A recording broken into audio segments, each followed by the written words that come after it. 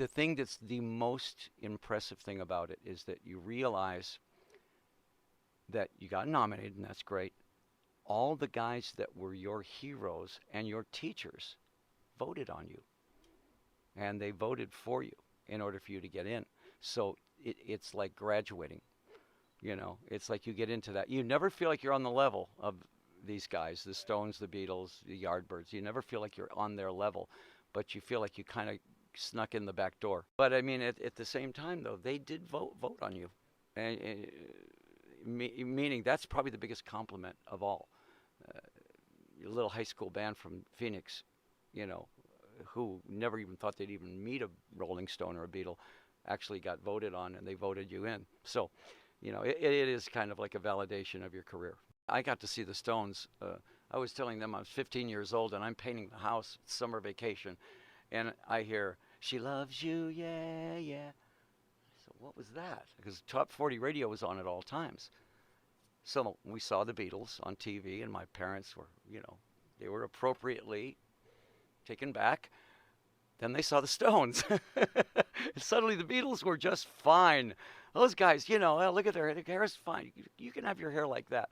We saw the Stones, and all of a sudden there was this guy that was like, with the lips and the attitude, and he's all over the stage, and he's the white James Brown pretty much, and we're going, holy crap, what is that? And as soon as I saw my parents' reaction to that, I went, oh yeah, those are my guys right there. And they had this great sloppy attitude, kind of the real punk attitude. They were easily the first punk band, and that got all of our attention. Their hair wasn't washed. They didn't wear suits, and that was to me really really cool. I like seeing the set lists, the old set lists, because being one of the guy that does that for the band, sits there and goes, okay, what songs are we gonna do? And I know what songs we have to do. The Stones seem to be able to go anywhere.